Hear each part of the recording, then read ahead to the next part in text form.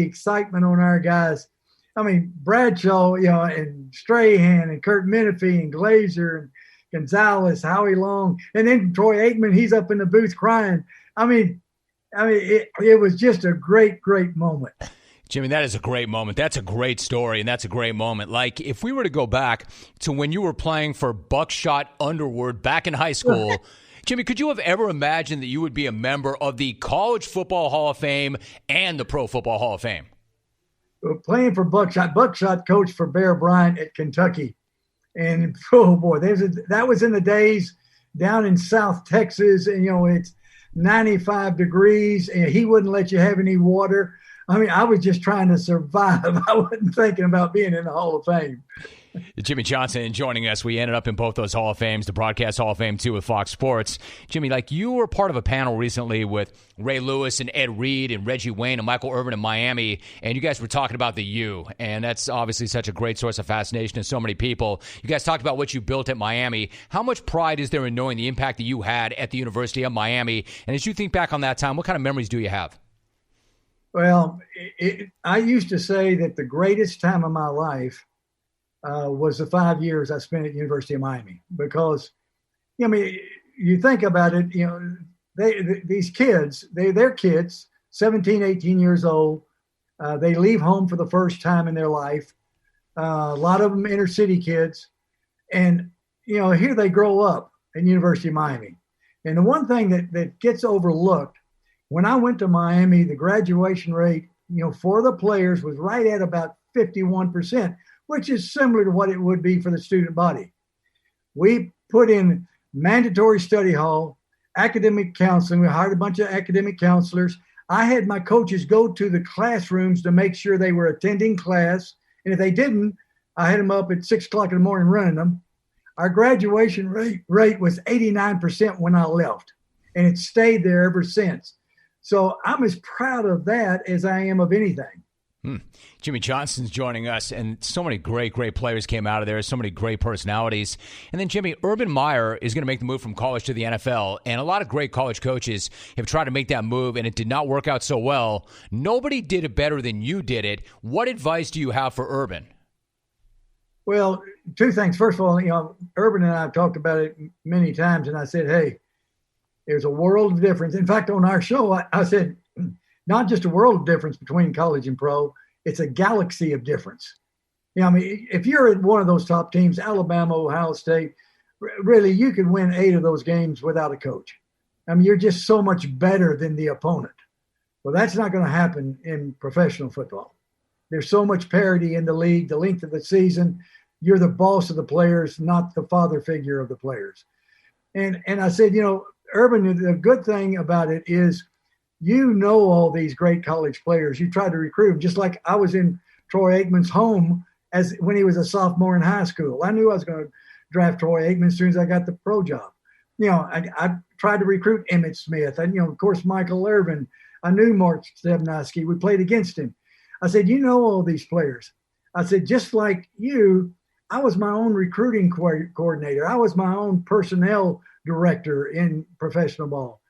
That's going to be a year-round, 12-month out of the year job, and you're not going to have any time. It's not going to – some of these pro coaches, they don't deal with personnel like that, so they have some time off. You're not going to have any time off, but if you'll bring in some great coaches and you'll use your expertise knowing these players, bring in some great players, you'll be fine. We're talking to Jimmy Johnson for a few more moments. Jimmy, you mentioned Troy Aikman a couple of times. Let me ask you this. A few months back, you did a piece with The Athletic, and you were talking about some of the different moments from your career. One of them is when you drafted Troy, and then you took Steve Walsh in the supplemental draft. That did bother Troy a little bit at that time. How did you go about handling that? Well, I knew how important quarterbacks were, and I knew I was going to draft Steve Walsh and trade him later on. I eventually traded him for a 1, 2, and a 3. But, I had to walk a tightrope between the two quarterbacks. I couldn't just come right out and say Troy's my guy, because that would diminish the trade value for Steve Walsh. So I had to kind of, like I said, walk a tightrope that first year. It didn't really make any difference. We weren't any good anyway. But after I traded Steve Walsh, knowing there was some tension between Troy and myself, I spent some time. I went to his home. he had mentioned he might want a tropical fish tank. Well, we had us a couple of beers, probably had a Michelob Ultra, and then we set up a fish tank. We spent the entire day together going around town, getting some tropical fish, putting the salt water in. But it gave us a chance to bond. I knew I had to cross that bridge, to get him back on my side. And we became great friends, as well as me being his head coach. And to this day, we're great friends. But it was some tension that first year. This is what David Culley's got to do, with the Texans. He's got to somehow talk Watson into staying.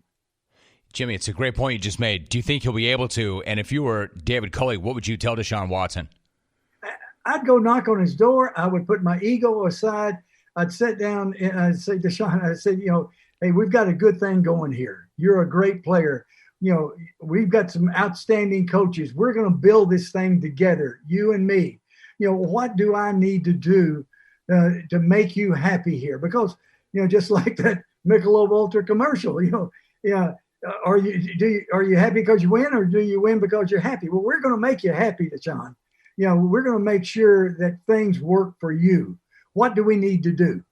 And put it right on him. Okay, what do we need to do? Make some concessions, but don't lose that great, great quarterback. All right, Jimmy, to the point you just made about the Michelob Ultra commercial and the campaign, I don't want to gloss over this. You raised the question. It's really interesting. And the question is, are you happy because you win, or do you win because you're happy? You won as a player. You won as a coach in college and the NFL. So how do you answer that question? Jim, I know this as a coach. I was so much better coach. And I think anybody in any business doing anything, if you're upbeat, you're positive, and you're happy, you're going to do a much better job than otherwise.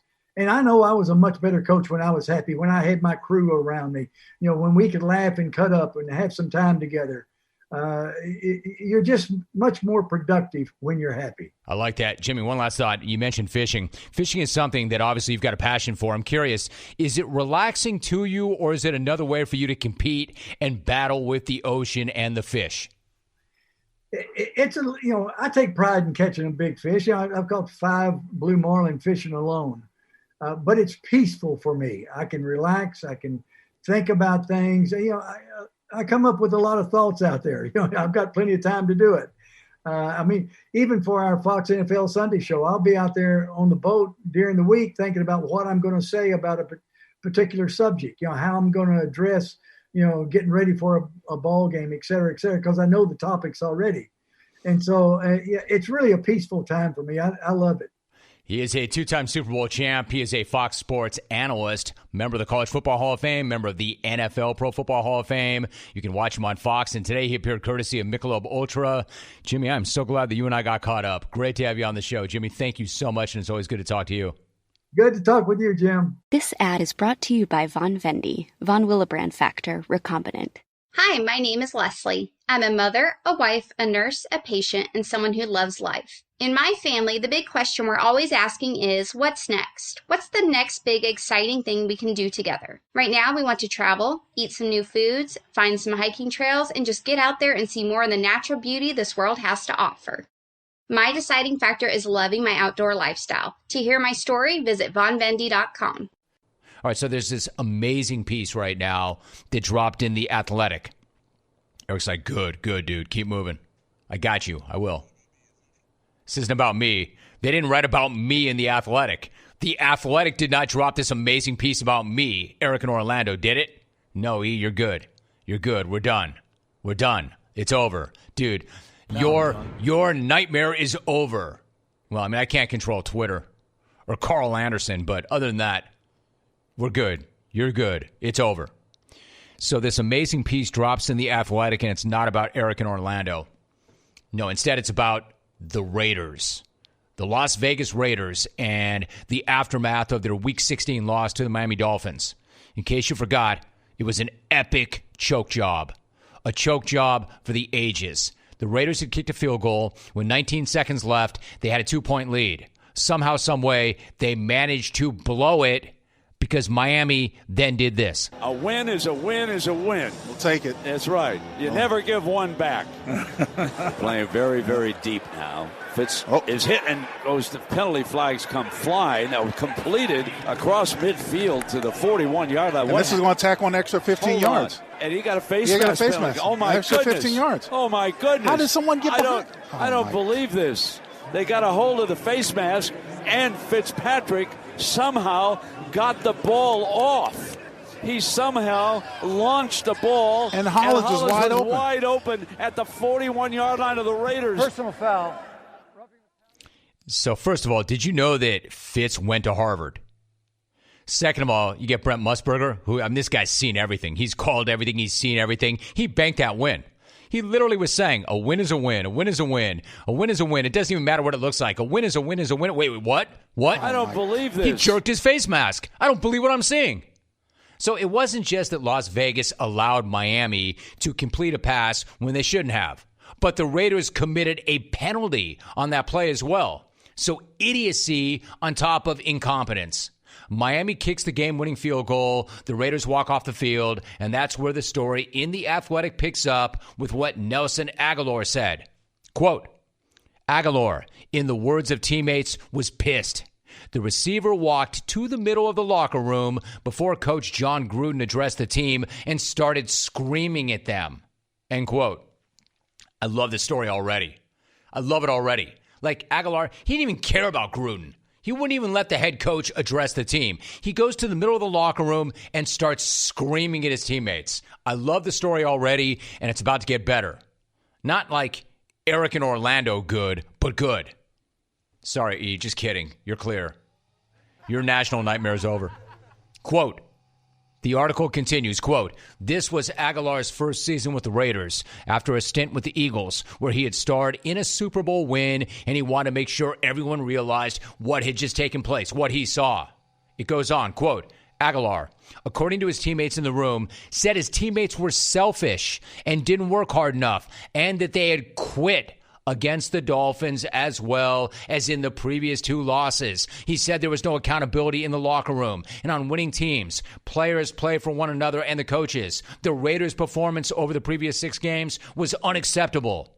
And too many people within the team were just flat out accepting it. End quote. Again, the worst thing that you could ever say about an athlete is that he or she quit. It is. It just is. It's hammered in from day one. The first day that anybody begins any sport of any kind, it's the first thing hammered into your head. Don't quit. It's okay to lose. As long as you try hard, but whatever you do not quit. Here's an NFLer standing up in front of his teammates saying, quitters, you quit. And you quit in our 2 losses prior also. This guy walked into a room. He started screaming. He started telling everybody they were selfish, they were lazy, and they quit. And that there was not enough accountability. Again, this is good. Really good. But as good as all of that has been, he was not done. It was about to get better. He picked up a sledgehammer and he started to swing it. Let me read once again from The Athletic. Quote, Aguilar told his teammates that they sucked. End of quote. Bam! There it is. The granddaddy of them all. I always say it. I always say, have a take, don't suck. Have a take, don't suck, but saying something sucks is not a take. But in this case, not only is that a take, it's a good take. Not only is it a good take, it's the best take. The right take. Because, by the way, down the stretch, when it mattered most, they did suck. They went from 6-3 and a playoff team to going 2-5 in their last 7. One of the wins came when the Jets decided to go jet on that final play of the game. And it's not just that the players sucked. The coaches also sucked. The defense was steamrolled in back-to-back games. The D coordinator got fired. In fact, there was a ton of suck to go around with the Raiders last year.